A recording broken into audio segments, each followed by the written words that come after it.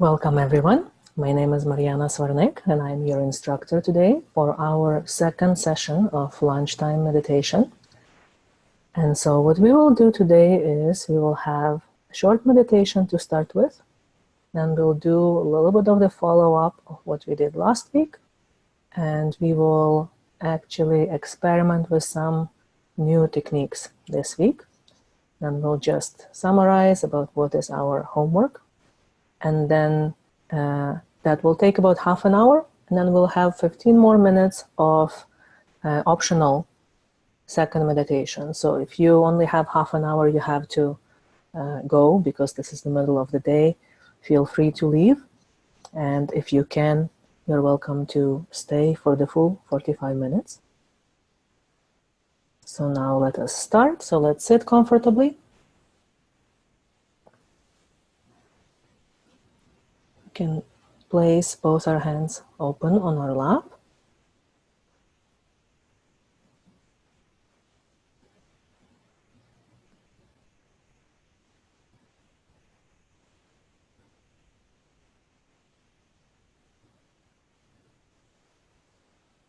If you want, you can close your eyes.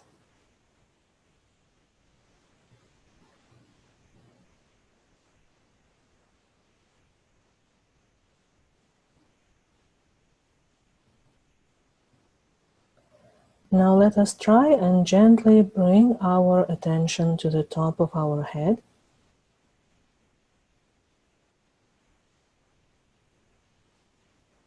If you can take your right hand, place it on top of your head. Let your attention settle on top of your head.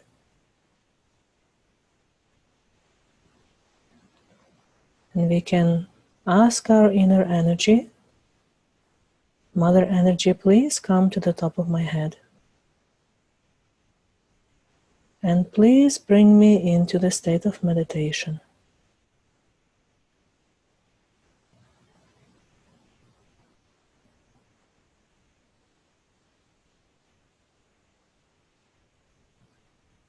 Now we can slowly place our hand back on our lap.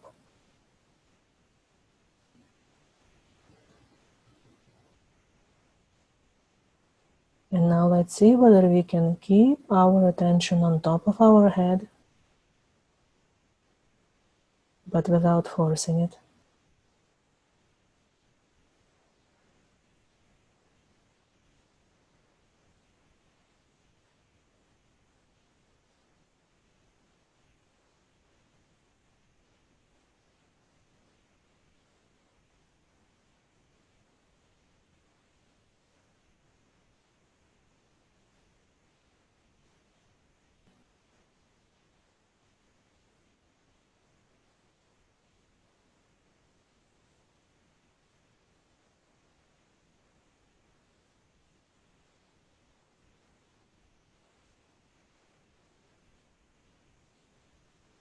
And let's see whether we can stay without thinking.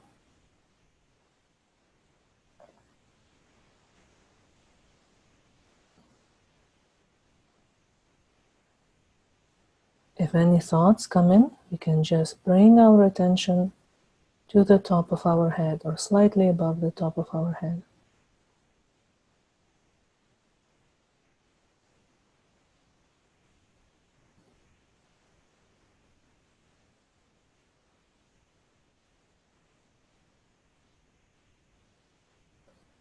When our attention is really settled on top of our head, it is very easy to enter this thoughtless awareness state.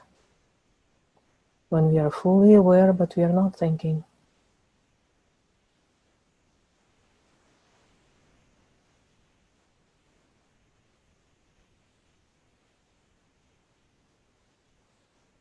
So if you find yourself thinking, that means your attention has dropped down below that point.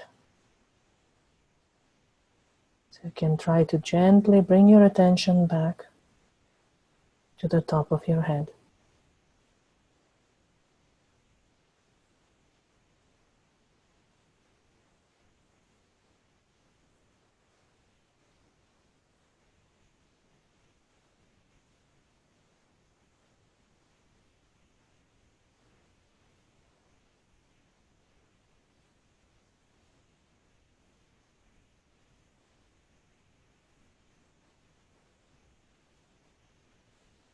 right, we can slowly open our eyes.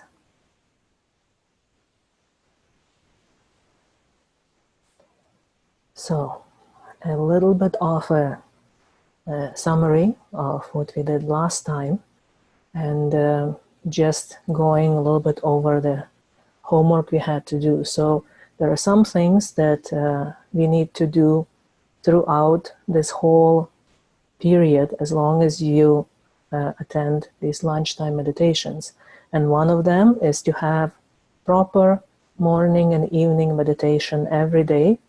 If it doesn't work out for you to have the meditation first thing in the morning or to have it last thing in the evening, you can find some other 2 times in your day to do your meditation, and try to have 15 minutes, maybe 20 minutes. If you can't, if you only have 10 minutes, at least 10 minutes twice a day of meditation. And then another thing that we have to do, at least one of those 2 times, try to combine it with foot soaking technique. If you have any questions, I think all of you were here last week, so you can just refer to the link you got in the previous communications for the foot soaking technique. Now, another ground rule is we only use Sahaja meditation techniques for this period of time. So we have paused using any other spiritual techniques or meditation techniques or energy techniques or things like that, just for us to actually see whether this particular technique, which is called Sahaja meditation or Sahaja yoga, whether it actually works for us. Now, I personally found it quite difficult to schedule those short meditation breaks that we had to do for the last week, and every half an hour didn't work for me, but with time and a little bit of adjustment, 5 minutes every 2 hours during the working day actually worked quite well. Now, I'm working from home, so it is probably much easier for me than it is for people who actually have to go to work. But this is the challenge, to try and find that time to actually schedule these breaks. If you're 5 minutes late or even 15 minutes late from your 2 hours thing, don't worry about it. If you happen to have missed one because you had a work meeting or something like that, that's all right. But just to get into that experiment of having short meditations during your day also, without necessarily sitting in your home environment, but in any kind of random place.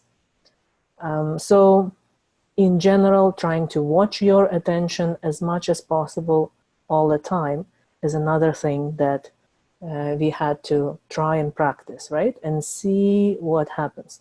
Now, if you manage to do all of these things or most of these things on all of the days or most of the days, I think you will be ready for today's session and today's challenge. But let's see how it goes. All right. So today we want to talk a little bit about the eyes and how does eyes, or our sight, well, the way that we see things, how that works together with attention. Now, our eyes or our sight is a very good way to try and feel out and understand what is the difference between attention and thinking. Because what we want to do, we want to be able to develop attention that is not tied to a thought, that is not tied to a mental cognitive process. So it is very useful because we can see, as at least by now, you should be able to see that you can look at something, but you don't necessarily have to think about what it is that you're looking about. You can watch it, you can see it's there, but it doesn't necessarily have to come with a thinking process. You don't have to start commenting in your head about what it is you're thinking and how it is and why it is the way it is and all of that kind of stuff. So this is something we will try and practice a little bit more today. Now, the strong and the weak point of our eyes is that our eyes and sight in general is very important in our culture. It is much more important in our culture, and that is contemporary Western culture, than it is in many other cultures, or it has been in many other cultures historically. There are cultures for which the auditory, the sound is more important than the look of things. But for us, the look is one of the most important things. We get most of our information about things from looking at them, not from listening, not from touching them, but from looking at them. And the look is really an interesting sense because it is immediate, right? It covers very fast distance, very far distance in an instant, right? When you actually need to touch something, you need to come close to it, you need to take time to feel it out. But with look, it's just a moment. You just look and immediately you see. You immediately are in touch with whatever it is that you are looking at. Now, all the things that we have surrounding us, and not just things, also environments, people, places, even ideas or thoughts, have degrees of positive or negative energy attached to them. Some of them might be completely neutral, but a lot of them will carry either positive energy or negative energy. Now, when we look at them, what happens is that if we manage to just look at them without thinking, then if it is something that is good, we might be able to absorb the good energy from it. If it's something that is bad, we actually will not absorb the negative energy because we are not thinking. We are not engaged with that thing in a way that makes us vulnerable to it. But if we look at things and we engage with them and they happen to be negative, then we absorb this negative energy very fast. So for example, you can be driving on a highway or even walking in the city, and there's a lot of advertising all over. And some of this advertising is actually not good. It does not have good energy. If we look at it, if we engage with it, we might absorb that negative energy from it, right?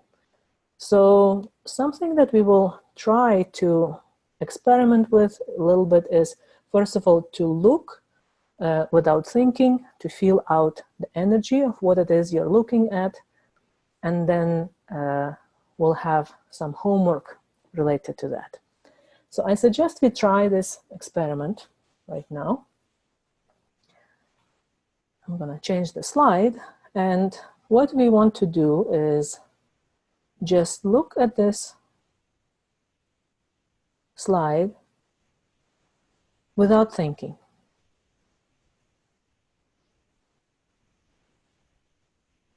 Now what we want to do is we want to see whether we feel the flow of energy on our hands as we are looking at this.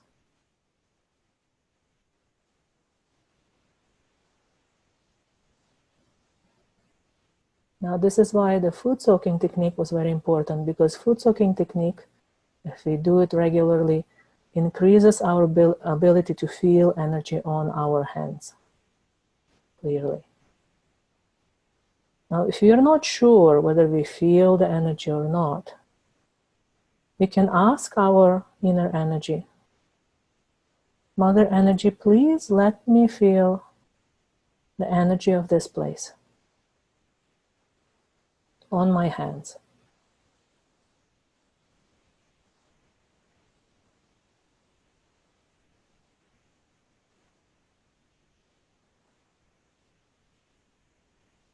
And let's see whether we can just watch it without thinking.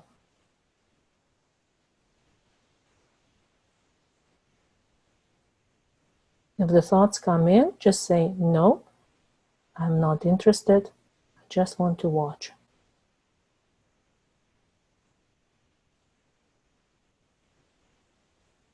All right. And let's look at the next one. This is an artwork by William Blake, an illustration actually. So again, let's just watch it without thinking.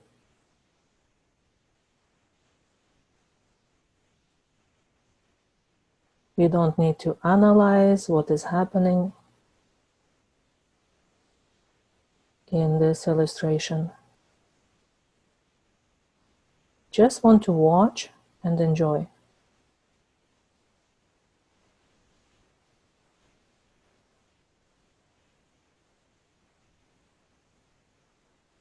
See whether you can steady your eyes instead of running around this whole illustration. Instead of looking at details, just try to look at it in general as one complete image.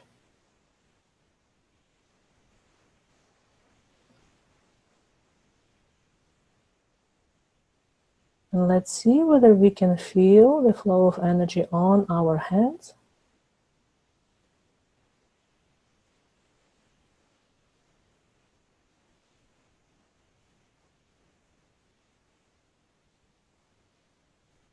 If you're not sure, we can ask, Mother Energy, please let me feel the energy of this illustration on my hands.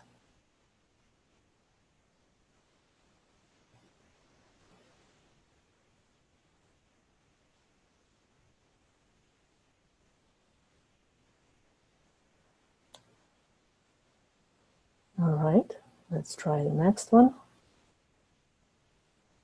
This is Grand Canyon. We all know this.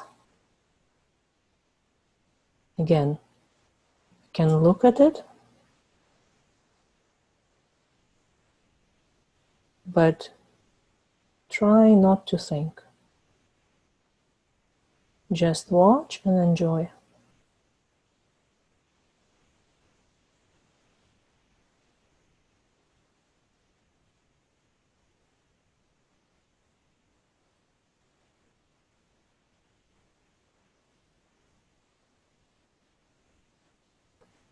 Inner energy, please let me feel the energy of Grand Canyon on my hands.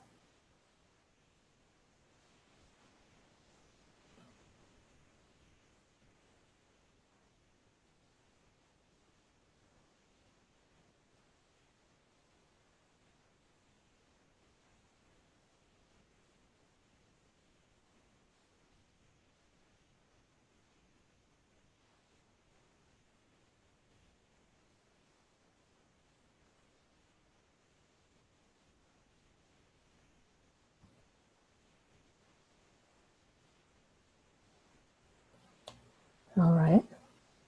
Next one, can look at this photo. Let's see whether we can feel the energy of this photo.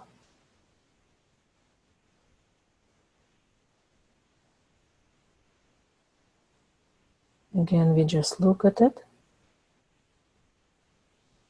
We do not need to analyze it. We do not need to think about it.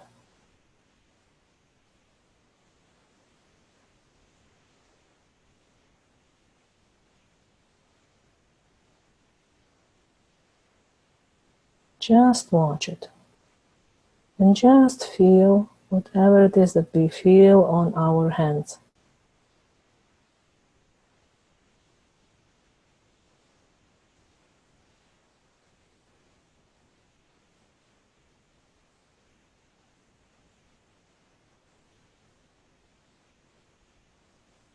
All right, very good.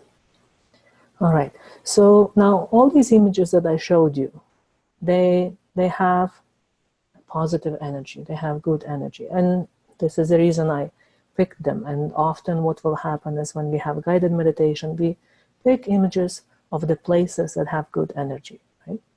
And so good energy we generally feel on our hands as the cool breeze, as the nice cool flow.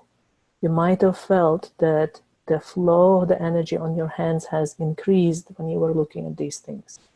You might have felt more energy. You might have felt a soothing kind of energy, right? Now, if you look at something and you feel heat and tingling, that is a sign for you that that thing doesn't have very good energy, or maybe that thing is not very good for you. So, for example, sometimes it will happen with food, right? When we look at the food and we feel the energy of the food, there might be nothing wrong with food itself, but it might be something that is not right for me personally. It's something that I should not be eating. That doesn't mean nobody should be eating it. It might be fine for somebody else, depending on what is their state and what it is that they need at this time. So what things tend to have positive energy or can have positive energy and they will feel cool and soothing? And first of all, the elements have this capacity. They are sort of primary things, and not only do they feel good, but they also have the ability to purify our system. So earth, water, fire, and air or sky, they all work to absorb negative things from our system and cleanse our system. And because they're such primal things, well, they're not even things, because they're the elements, that they can absorb the negative influences and they can neutralize them. So we don't have to worry about polluting the earth with our bad energy, because that just doesn't happen. The earth can absorb it and recycle it, we can say. It can transform it, right? And neutralize it. So especially as you go throughout your day, and if you feel that you are not feeling quite yourself, you are not feeling that you're in balance, you cannot get to the point where you're thoughtless, you can always try and use the elements that you might have available. So if you're working at the office and you have a window, you can look at the sky, especially if your right side becomes heated, you become agitated and anxious. You can look at the sky and you can ask the sky to cool down your right side, to balance your system. If there is something that you have access to, somewhere you have access to the earth, even if it's a small amount of earth, even if it's, let's say, a big pot with planted plant that still has the earth, you can look at the earth and you can ask for your attention to be purified through the earth element. If you have access to fire, this is great. Fire is amazing at actually cleansing our left channel and bringing us to balance. If we are out of balance, our left channel is out of balance. Water, of course, especially if you have natural body of water that you have access to, you can always glance at it, especially if you're in transit, if you're driving, if you are or taking a train to work and you happen to be going by a big natural body of water. It is amazing how much it can help us settle our attention and purify our attention. Now, besides the elements themselves, also there are things that are natural or made of natural things, like plants and things made of natural materials or pieces of rock that are pieces of earth. Those are the things that can help us also to bring our attention away from the things that might be not so good and settle our attention within something that is natural, that is neutral, or slightly positive. Now, not all things made of natural materials will have positive energy. You will have to check them. Depends a lot on who made them, on how they were made, where they have been, and things like that, right? So it's not a guarantee, but those have a higher chance. If you put your attention on something that is made of plastic, it will have no vibrations whatsoever. If anything, it will have no energy or bad energy, right? So these are the things that I would like you this week to experiment with. I would like you to see what things in your environment, whether it is home or work, have good energy and what of them don't have good energy. Now, other things that have good energy are things that are made by realized souls. So for example, the painting I showed you, the illustration I showed you by William Blake. William Blake was a realized soul of very high caliber. Whatever he painted or whatever he wrote, his poetry, has very strong positive energy. But also, if you look at composers who were realized souls like Mozart or Bach or Beethoven, right? Or if you look at writers, there's a number of writers. Or if you look at the actual real saints and whatever that is that they wrote or they said or they produced, that will, or even places where they lived, will have very good, strong energy. And anything that is associated with them, provided that they are really saints and not somebody who claims to be a saint but actually has nothing to do with being a saint. And then also all the things that bring us closer to truth and to true spirituality are things that tend to help us settle. And those are the things that we can try and surround ourselves with and try to anchor our attention on those things.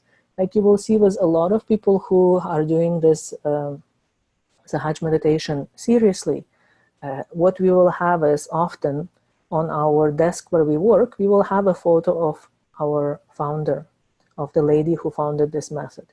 And it really helps us to bring our attention back to the spirit and to absorb the positive vibrations, positive energy from that photograph, and to keep us grounded, to keep us balanced, and to charge us with positive energy.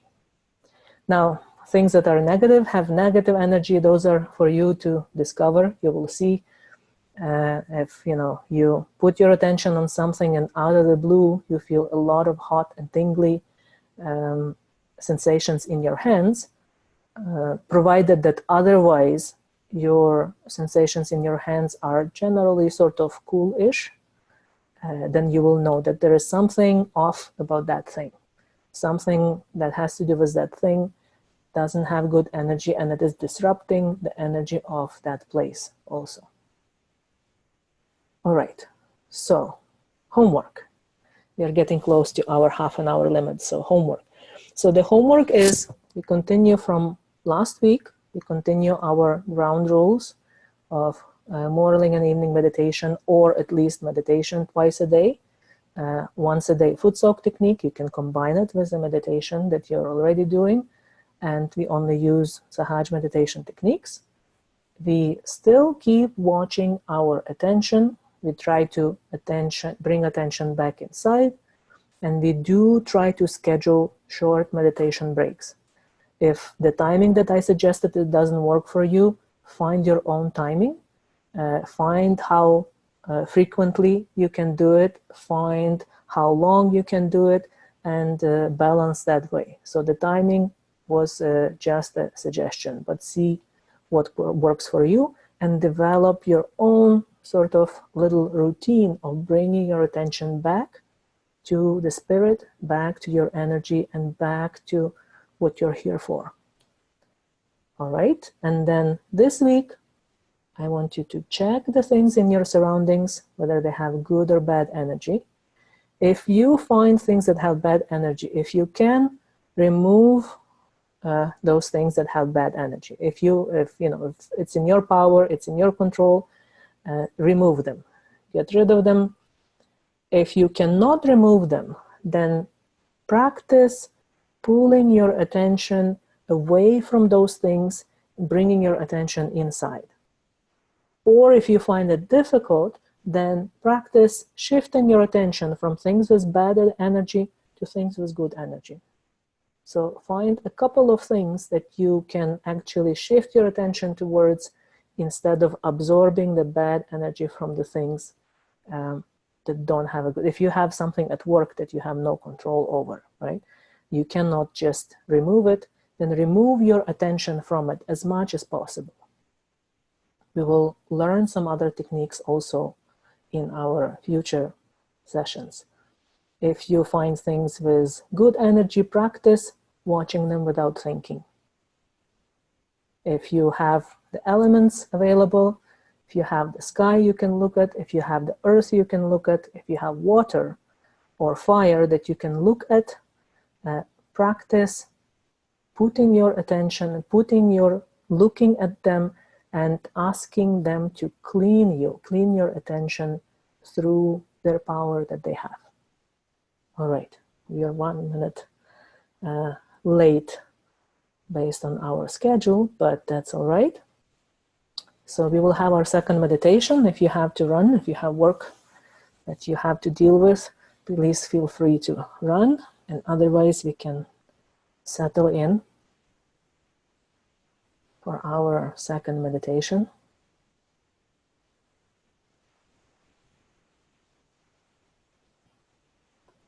Now what we want to do is we want to set aside everything I talked about.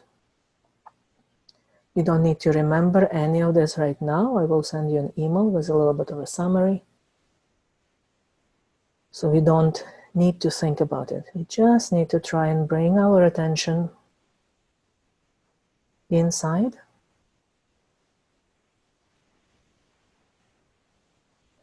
Let's see whether we can bring our attention to the top of our head.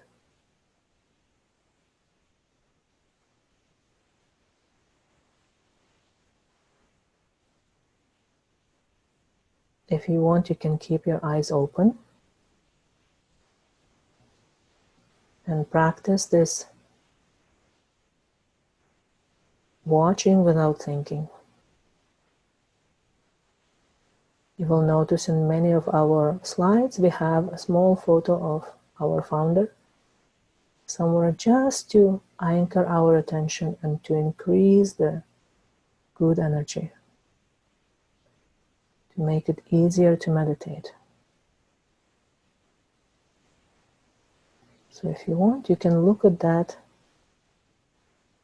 and see if your attention settles on top of your head.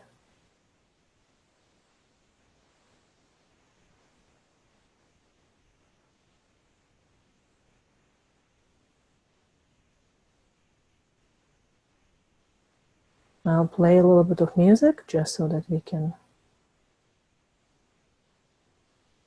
have a little bit of help from that.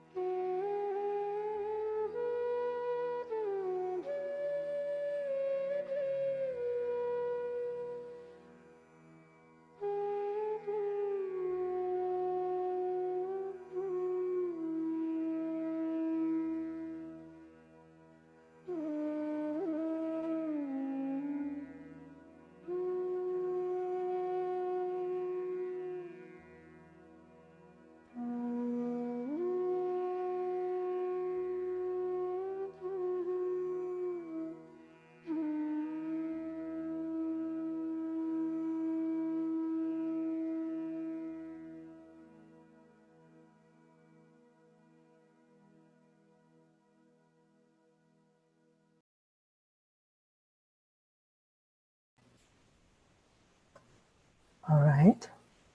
Now let's bring our attention again to the top of our head.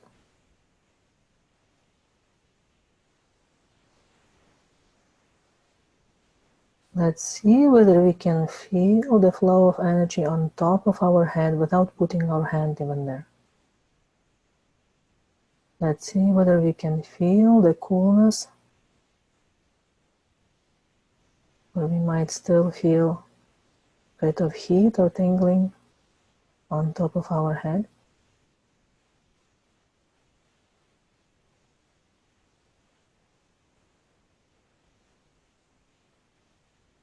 Now let's put attention on our hands.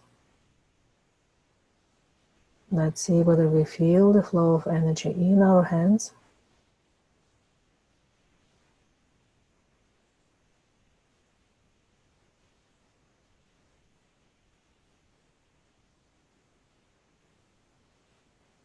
And let's see what is our state inside.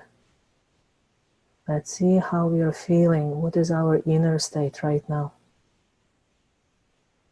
Let's see whether we feel settled, whether we feel calm. Let's see, maybe we also feel joyful.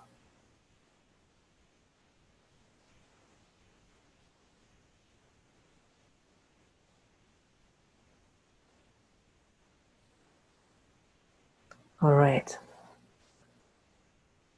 Now we are getting close to the end of our session. I will launch a poll just to see how the session worked for you. You can respond to that, it would be great. And otherwise, we will see you next week. I will send you an email sometime later today with the summary of our session and the link for the recording. But also you can find the recordings in our library on our website. And if you have any questions, if you have any comments, any feedback, or maybe something's not working or something's not clear, don't hesitate to email me. So you can respond to the email, the reminder that I sent yesterday night, for example, and I will get that because that is set up to go back to me instead of just the general admin.